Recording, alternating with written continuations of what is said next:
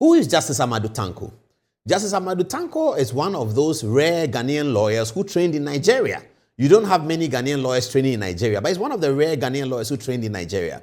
When I first met Justice Amadu Tanko sometime around 2002, 2003, he was in the law firm of Ambrose-Derry, the former minister for Interior. Ambrose-Derry is a member of parliament.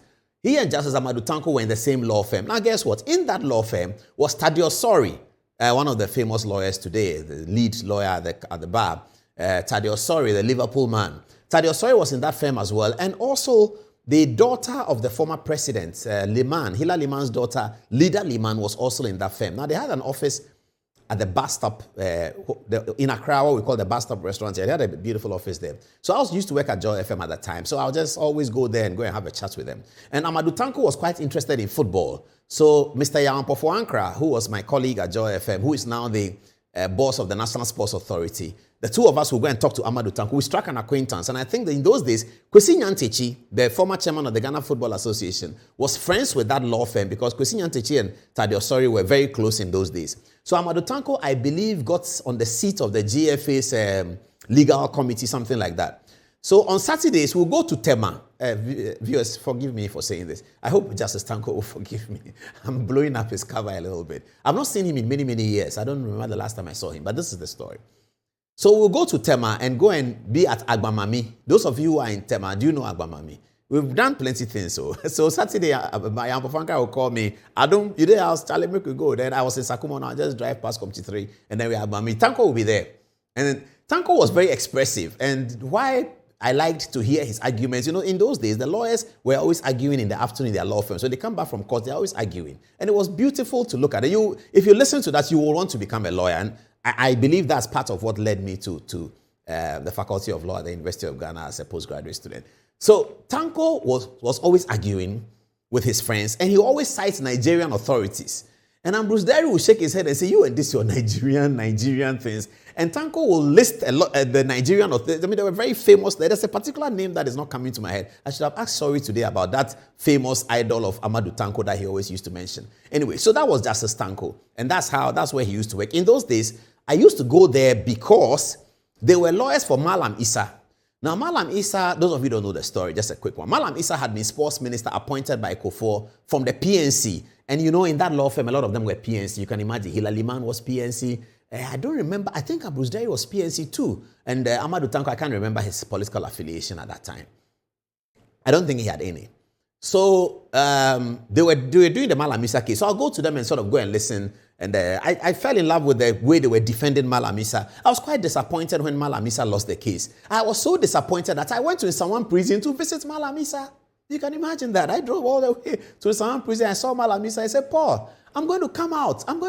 I felt so sad. I mean, those were the days. So I think Malam Issa is out. So he's been out for a very long time. He got a pardon and all that. So that's what I know about Amadu Tanko. He's one of the rare Ghanaian lawyers who cuts his teeth at the bar in Nigeria.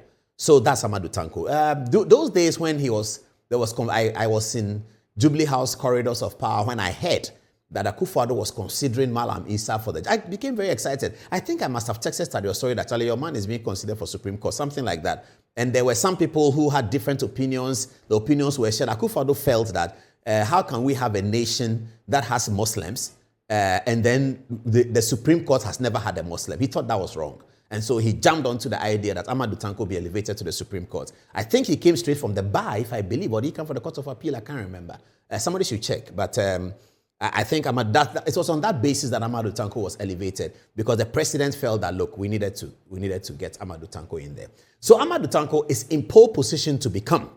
Now, politically, would you say that if you look at the recent past, Amadu Tanko led the recent ruling in the Daniel Ofori matter, which may have had some political connotations, but he was also the lead lawyer in the Kevin Taylor matter in the certiorari, I believe, that overturned the Cheba 4 issue. Amadu Tanko was a lead lawyer. He wrote the lead opinion of the 5-4-1. The 4-1 majority decision. Amadu Tanko wrote the lead opinion. So perhaps politically he stands in very good stead. I don't know whether that's going to be a consideration. But yes, Amadu Tanko is right in there for the position. He's in pole position. Justice Paul Bafuboni, His supporters felt that he had been overlooked for Justice Torkornu to become. In fact, in the Torkornu situation, Bafuboni was not even second. Justice Kulendi was second, and Torkornu was first. Torkornu got it. Now, supporters of Bafuboni felt that he had been overlooked. Maybe part of the reason why Justice Bafuboni may have been overlooked is that he was a Kumasi-based High Court lawyer, and he's very, he's a Kumasi guy.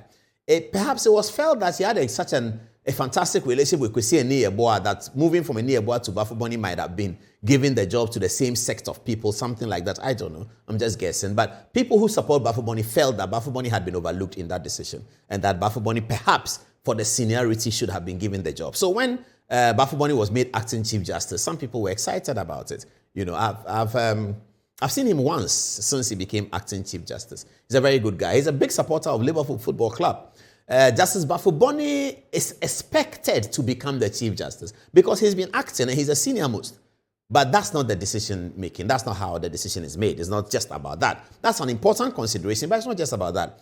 But those who want to have sleeping dogs lying and have the system working normally, don't change anything, don't dramatically do anything. All of them are urging President Mahama that you already have an acting Chief Justice. Just go on with it. What is the point? Justice Bafuboni will retire in December 2026. So why do you overlook him and let him be acting Chief Justice? Then he comes down, he's no longer acting. Another person becomes Chief Justice. Then he is now behind that person. And then 2026 December, you let him go. Is it fair? I don't know whether fairness is the name of the game or something else. Political, judicial, legal, cultural, religion.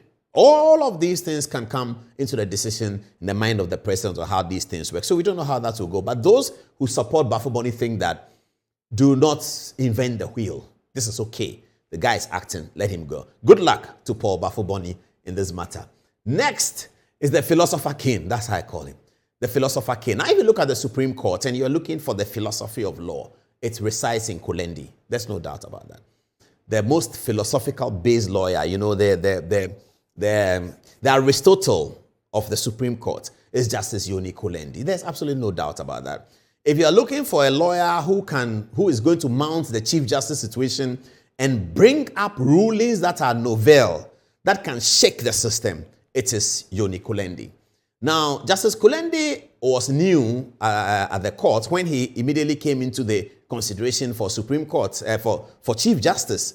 Somehow it didn't go his way. Some people are thinking that, okay, you had Kulendi in the grand final and you gave it to Torkornu. Torkornu is not there. There's nowhere else to go. Just give it to Kulendi because you are looking to have a Supreme Court that is dynamic and you can get that with the Chief Justice, Yoni Kulendi.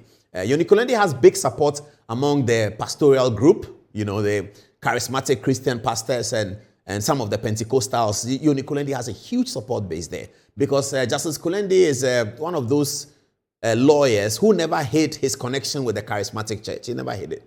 And he's been at the forefront of the charismatic church. He has excellent relations with all the major charismatic pastors. When the ICGC story of Capital Bank broke, Justice Kulendi on his own offered support to the church, ICGC and Pastor Otabel and all of that. So he has a big connection with the charismatic church. And you know that President Mahama has also a very loud connection with the charismatic assembly.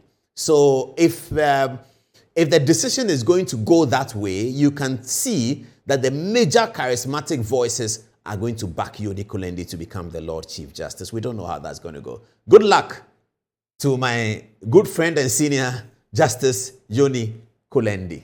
And anyone who knows Yoni Kulendi knows that his wife's name is Emefa, and they are very, very close. You cannot know Kulendi without knowing Emefa. So good luck to them, and hope that President Mahama will look their way. But Justice Kulendi has more time. He's very young. He's only 62. Professor Henrietta Mensah-Bonsu's call is coming from the gender-based activists who are saying that, listen, you cannot treat a woman this way and bring a man. You can't do that. If you have taken a woman out, you have to bring a woman. Professor Henrietta Mensah-Bonsu was on the minority decision, the 3-2 decision that ousted Torkornu at the Supreme Court. The Asifwa case, which was very, very important. Now, if the Asifwa case had gone the other way, perhaps Justice Torkornu would still have been in the chair if that case had gone the other way.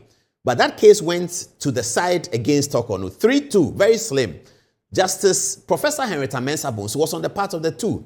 So the human rights people and the UK Bar Association, Ghana Bar Association, and all of those legal thinkers, all the Samuel Okudze, to all the important legal thinkers are thinking that, look, if you want somebody with a really fair mind in this heated political divisiveness in Ghana, you are looking for Professor Justice Mensah-Bonsu. That's the one you are looking for. You don't want to have anybody else because she has demonstrated that she doesn't pander to the whims and caprices of politicians. And that's really what we did. Whether you are MPP or NDC, Professor Mensah-Bonsu remains in the middle. She is faithful to the law. That's what it's about. Because in the heat of the Torkornu crisis, she stood out and ruled against the majority that no, this is wrong, and that the president's letter, the petition has not been handled properly, and that an injunction should be placed on it. That was Professor Henrietta Mensah-Bonsu. Very fair, very firm, very strong, and very astute legally. She is one of the best criminal law experts in Ghana.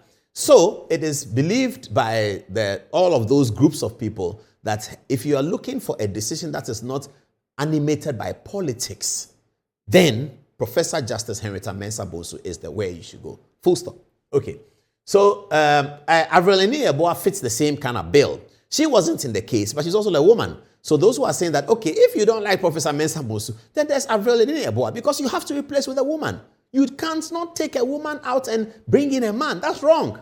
Anyway, so that's where we are on the matter. So I will have to eliminate one. If you ask me to eliminate, I will eliminate Avril Eni-Yeboah. She's gone. So it's going to be a decision of the four. Either Professor Henrietta Mensah-Bonsu will get it, Justice Yoni Kulendi will get it, Justice Paul Bafuboni will continue what he is doing, but now formally, or Amadu Tanko will become the next Chief Justice of Ghana.